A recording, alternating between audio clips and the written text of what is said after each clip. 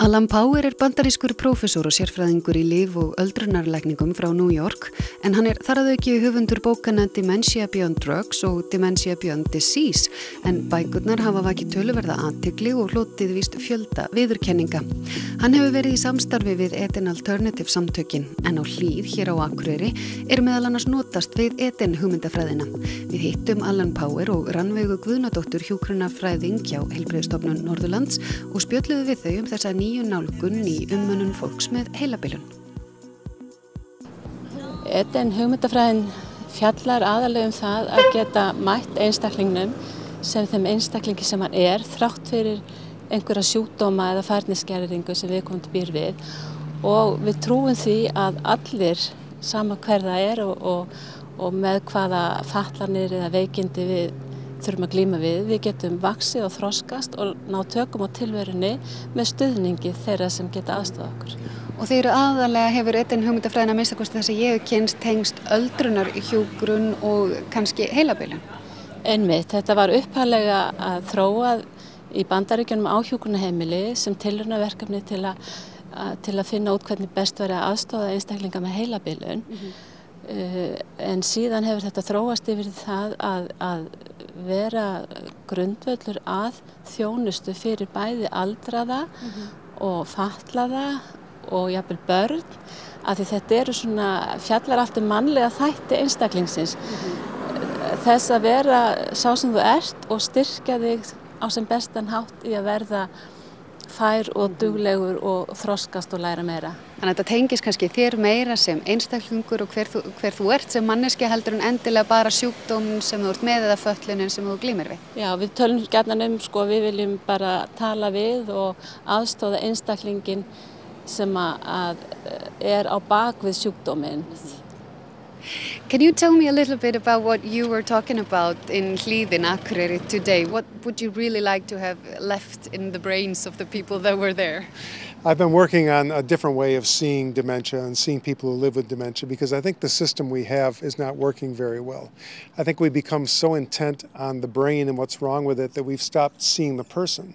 And we view everything through the lens of disease. And so people's words and actions become expressions of disease. And when that happens, it's easy to understand why people get too many medications and get potentially dangerous medications. What can we change? What can we do if that's the truth? We have to expand our vision to the whole person. And the way I've learned to do it is to focus on wellness, or what I call well-being.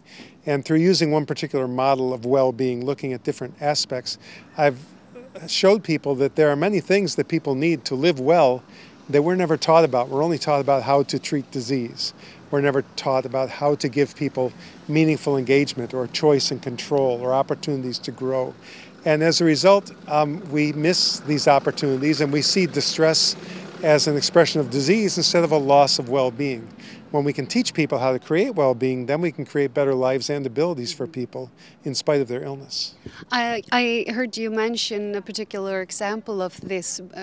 If you can repeat it maybe, about the man that looked at the cows, I think? Oh yes, there was a gentleman in a home in Iowa, an area where there are many farms, who moved into a home and he kept trying to walk out the back door.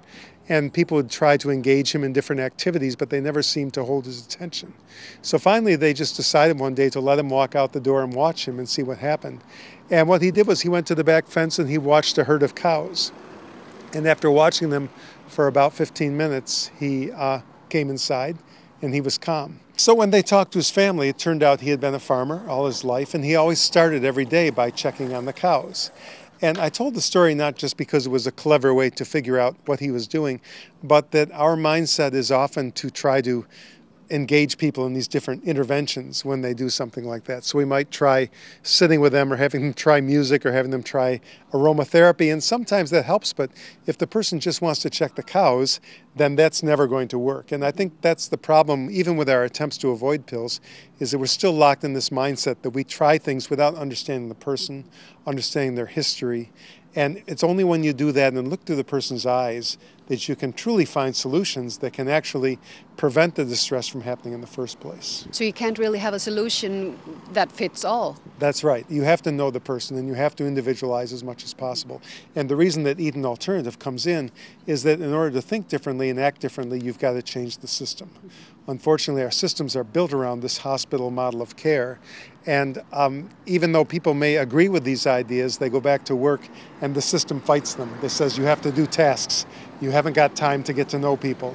Maybe people will say, isn't this just too expensive to try to get to know everyone, and if they would like the cows or the flowers or the sky or the sea, we can't do everything for everyone. There's just not enough money. What do you have to say about that? I think we can make a good argument that it's less expensive, actually. First of all, the change in attitude doesn't cost money. It just is, it takes time and education to do that.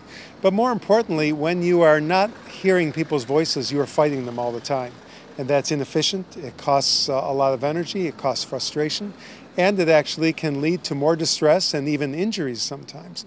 When you take the time to understand people, you can eliminate that distress, you can eliminate unnecessary medications, which are extremely expensive, and you can actually create a better environment, which is more cost-effective in the long run. Upplifir þú að fólk innan heilbrigðisgeirans á Íslandi sem jafnvel að vinna með fólki til að mynda með heilabilun eða í öldrun, að þeir upplifa þeir ekki stá veggi þegar þeir eru að vinna eftir til dæmis þessa hugmyndafræði hjá kerfinu?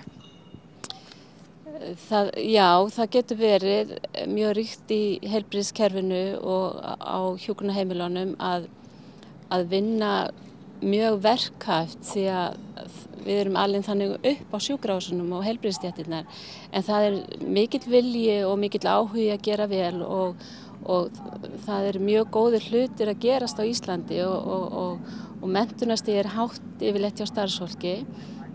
En það kostar ekki meira að hugsa í öðrum brautum, hugsa öðruvísi, hugsa ákveðinn hátt við vinnum og komum fram.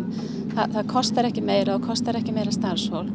En ef við tökum bara sem einfalt dæmi, ef þú ert að aðstoða einstakling sem á erfitt með að fara á klósett sjálfur, að það kostar ekki meiri orku eða tíma að gera það á þann hátt að þú sýnir einstaklingum virðingu og spjallar við komandi leiðinni og aðstoðar hann, en ert ekki að gera það á þann hátt að þú sýnir við komandi virðingu.